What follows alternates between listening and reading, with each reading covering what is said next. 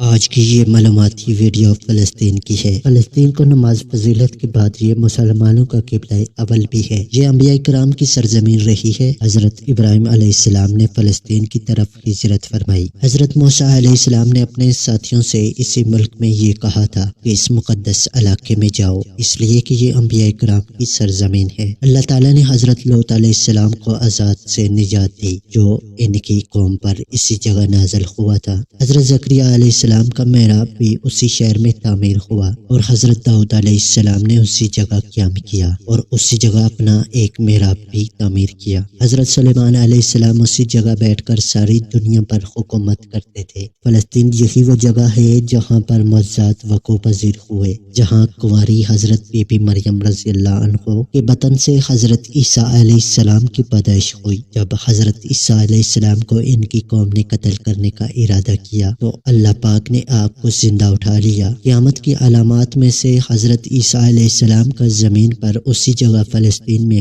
قیام پذیر ہوں گے۔ ہجرت کے بعد حضرت جبریل علیہ السلام نے دوران نماز اللہ کے حکم سے حضور صلی اللہ علیہ وسلم کا رخ مسجد اقصی سے بیت اللہ کعبہ کی طرف کروایا تھا۔ طالوت اور جالوت کا واقعہ بھی اسی ملک میں ہوا تھا اور ان کے درمیان جنگ بھی ہوئی تھی۔ فلسطین کے شہر میں ہی باب لوط کے مقام پر حضرت عیسیٰ علیہ السلام دجال کو قتل کریں گے۔ فلسطین سے ہی یاجوج ماجوج کا ظہور ہوگا اور یاجوج ماجوج اسی جگہ سے فساد کا کام شروع کریں گے۔ دور اسلام میں فلسطین میں حضرت عمر رضی اللہ عنہ چل کر آئے اور مسجد اقصی میں نماز ادا کی۔ زمین پر سب سے پہلی مسجد حرام اور دوسری مسجد اقصی بنائی گئی جو کہ فلسطین میں موجود ہے، جہاں پر انبیاء کرام کے تبرکات موجود تھے، جن میں حضرت سلیمان علیہ السلام کی تعلیمات، انگوٹھی اور حضرت موسیٰ علیہ السلام کی لاٹھی بھی تھی۔ یہ سب چیزیں ایک صندوق میں تھیں جسے تابوت سکینہ کہا جاتا ہے۔ اب وہ صندوق وہاں موجود نہیں ہے۔ جب قرآن پاک کا نزول ہوا تھا، قدس کے شہر میں مسجد کو مسجد اقصی رکھا گیا۔ مسجد اقصی کے شہر کو رومیوں سے بچانے کے لیے یہاں 5000 سے زائد صحابہ کرام نے جان شہادت دی، جو کہ سلسلہ ابھی تک جاری ہے۔ یہ شہر شہیدوں کا شہر کہلاتا ہے۔ محل وقوع کے اعتبار سے فلسطین بر اعظم ایشیا کے مغرب میں بحر متوسط کے جنوبی کنارے پر واقع ہے۔ اس علاقے کو مشرقی وسطی بھی کہا جاتا ہے۔ شمال میں لبنان اور جنوب میں مصر اور مشرق میں شام اور اردن سے فلسطین کی سرحدیں ملی ہوئی ہیں اور مغرب میں طویل ساحل ہے۔ فلسطین کا رقبہ غزہ سمیت 28,000 کلومیٹر پر مشتمل ہے۔ پاک گھر امت مسلمہ کا قبلہ اول یروشلم اور اس کی عبادت گاہ جس کی بنیاد حضرت داؤد علیہ السلام نے رکھی اور تکمیل حضرت سلیمان علیہ السلام نے کی۔ عام طور پر شہر یروشلم کو بھی بیت المقدس ہی کہا جاتا ہے۔ یہ ان شہروں میں سے ایک ہے جنہیں نو انسانی عزت و احترام کی نگاہ سے دیکھتی ہے، جس کا ذرہ ذرہ مقدس ہے۔ اکثر انبیاء اسی شہر میں مبعوث ہوئے۔ یہ شہر مسلمانوں، عیسائیوں اور یہودیوں کے لیے یکساں متبرک ہے۔ ان حضور صلی اللہ علیہ وسلم ہجرت کے بعد صحابہ کرام کو ساتھ لے کر 17 ماہ تک اسی طرف رخ کر کے نماز پڑھتے رہے۔ جب آپ صلی اللہ علیہ وسلم معراج کے لیے گئے تو یہی مقام آپ صلی اللہ علیہ وسلم کی پہلی منزل بنا۔ اسی مقام پر حضور صلی اللہ علیہ وسلم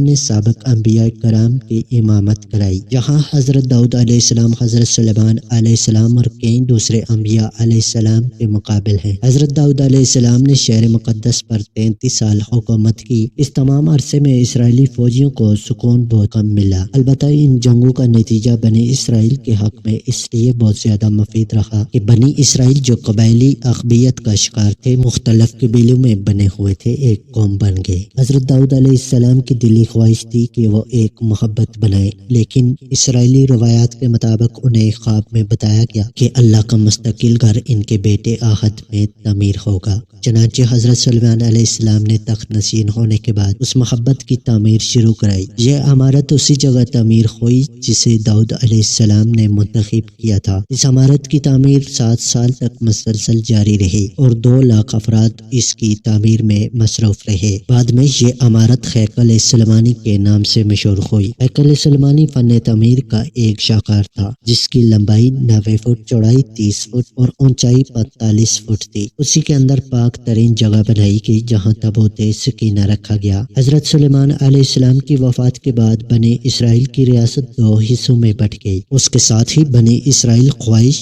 حرام کاری اور عیاشی میں مبتلا ہو گئی اور انہوں نے ایک اللہ کو چھوڑ کر بتوں کی پوجا شروع کرنی کر دی۔ رجان بن سلیمان کو تخت پر بیٹھے 5 سال ہوئے تھے کہ شاہ مصری شاخ نے یروشلم کی طرف پیش قدمی کی اور بغیر مزاحمت کے شہر میں داخل ہو گیا۔ وہ ہیکل سلیمانی اور عبادت گاہ کی تمام چیزیں شاہی خزانوں کے ساتھ لوٹ کر لے گیا۔ آسیہ نے اپنے دور میں ہیکل سلیمانی کی عظمت کو بحال کیا۔ یہود کی پہلی قوم تباہی و بربادی بخت نصر کے ہاتھوں میں ہوئی۔ اسی تباہی میں نہ صرف ہیکل سلیمانی کا نام و نشان مٹ گیا بلکہ دیگر صحائف کے ساتھ ساتھ تورات بھی غائب ہو گئی۔ وقت نصر کے اس حملے کے بعد تابوت سکینہ ایسا غائب ہوا کہ آج تک اس کے سراغ نہیں لگایا جا سکا۔ 539 میں ایران کے پہلے کسری نے بابل کو فتح کیا تو اس نے یہودیوں کو اپنے وطن واپس جانے کی اجازت دے دی۔ چنانچہ جب یہودی یروشلم واپس آئے تو انہوں نے یوشع بن یوسف کی قیادت میں ہیکل سلیمانی کی تعمیر دوبارہ شروع کی۔ 516 میں یہ تعمیر مکمل ہوئی لیکن ہیرو آدم کے دور میں جو رومی شہنشاہ کے باجگزار کی حیثیت سے یہاں کا بادشاہ بنا، بیت المقدس نے دوبارہ سلیمان علیہ السلام کے عہد کی عظمت حاصل کر لی۔ اس بادشاہ نے ہیکل سلیمانی کو اثر نو عظمت بخشی۔ بقول کیپٹن وارن ہیرود کے وسیع کردہ ہیکل کا رقبہ تقریباً 1000 فٹ تھا اور شان شوکت میں سلیمان علیہ السلام کی تعمیر کردہ ہیکل سے کسی طرح ہیکل کم نہ تھا۔ 70 عیسوی میں جب رومی شہنشاہ اسٹیٹس شہر میں داخل ہوا اور رومی سپاہیوں یہودیوں کا تعاقب کرتے ہوئے ہیکل کے اندرونی سین میں داخل ہوئے تو ایک یہودی نے جلتی ہوئی مشال ہیکل کے اندر پھینک دی جس میں ہیکل میں آگ بھڑک اٹھی اور یہ جل کر راکھ ہو گیا۔ اس مرتبہ ہیکل کی تباہی خود یہودیوں کے ہاتھوں سے ہوئی تو 12 معبد نکل تیار ہوا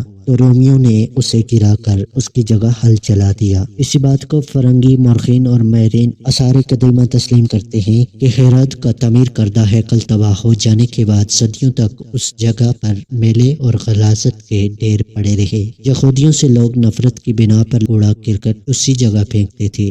چنانچہ حضرت عمر رضی اللہ عنہ کے زمانے میں جب مسلمانوں نے بیت المقدس فتح کیا تو اس جگہ جہاں یہودیوں کو کوئی محبت نہ تھا بلکہ کھنڈر پڑے ہوئے تھے، حضرت عمر رضی اللہ عنہ کے حکم سے کھنڈرات پر ایک مسجد کی تعمیر ہوئی۔ تقریباً اس سادہ سی تعمیر کے 50 سال بعد اموی خلیفہ عبد الملک بن مروان نے 72 ہجری 290 عیسوی میں مسجد اقصی کو کعبۃ الزہرا کی بنیاد اٹھائی۔ یہ خلیفہ کعبۃ الزہرا کی تعمیر ہی مکمل کر سکا۔ مسجد اقصی کی تعمیر کا کام جو ادھورا رہ گیا تھا ولید بن عبد الملک نے مکمل کروایا۔ وہ مقدس مقامات جن کی بدولت یہ مقدس شہر مسلمانوں، عیسائیوں اور یہودیوں کی عقیدتوں کا مرکز ہے، اکثر بیشتر جس کا مسلمان حرم شریف اور یہودی بیت اللہ کے نام سے پکارتے ہیں، یہ بیت المقدس کا مقدس ترین حصہ ہے۔ ڈاکٹر برکلے کے بیان کے مطابق حرم شریف 35 ایکڑ پر مشتمل ہے۔ مسجد اقصی اور کعبۃ الزہرا اسی حرم میں ہے۔